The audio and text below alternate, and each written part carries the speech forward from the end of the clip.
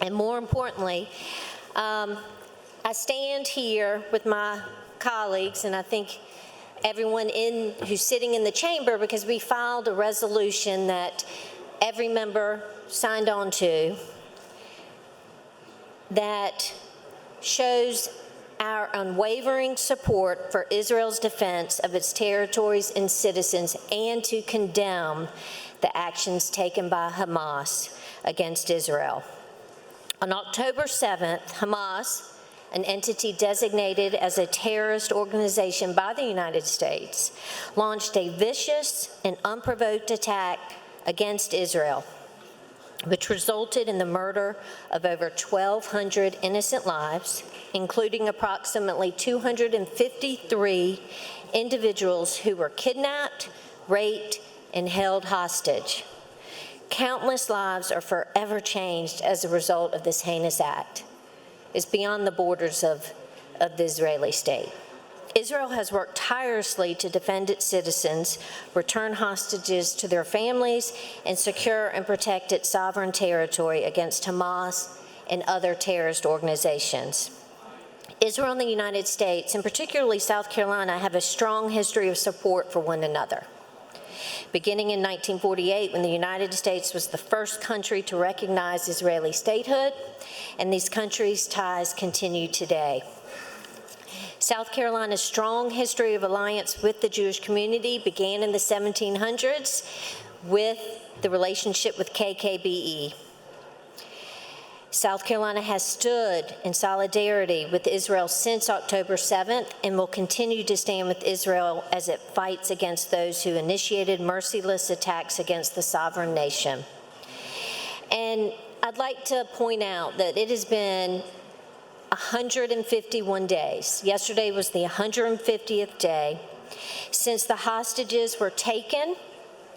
I would ask that the chamber please pray for the remaining 130 innocent civilian Israeli men, women, and children, including infants, who were stolen from their homes on October 7th and taken hostage to Gaza, all because they are Jewish, only because they are Jewish. It's time that we call for the return of these innocent hostages.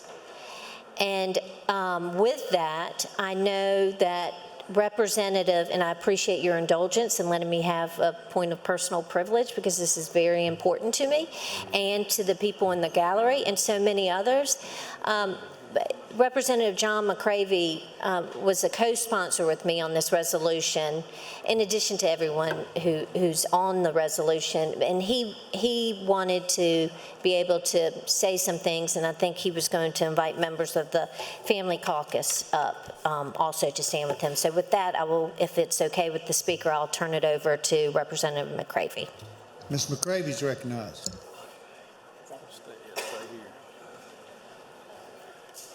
I'd like to ask members of the Family Caucus to come up, and anybody else who wants to stand in support of Israel as we do this resolution. Some of what is in this resolution has already been said, and I'll wait for you to come up.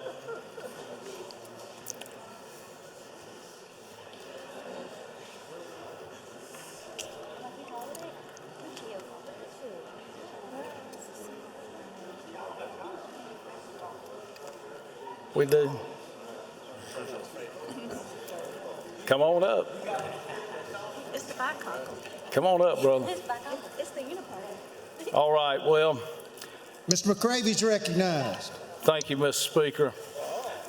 As has already been said, the world changed on October 7th, 2023, when Hamas, a terrorist organization, launched this attack against Israel. They took many thousands of innocent lives. They took hostages, which are still being held many days later. They killed Americans. They killed Israelites. And we got this resolution together to condemn those actions and to stand in support of Israel. South Carolina has a strong history of alliance with the Jewish community, It began in the 1700s, and we've already recognized the second oldest synagogue building and the oldest in continuing use in the United States. And that alliance continued when Israel became a state. And we want you to know, in the balcony, the Jewish members, Jewish faith in the balcony, that South Carolina stands with Israel. And by this resolution, we show our unwavering support of Israel's defense of its territory, and we condemn the actions of Hamas, and we stand with the Jewish people here in South Carolina. Thank you, Beth. Thank you, Mr. McCravy. Thank you all for being here today.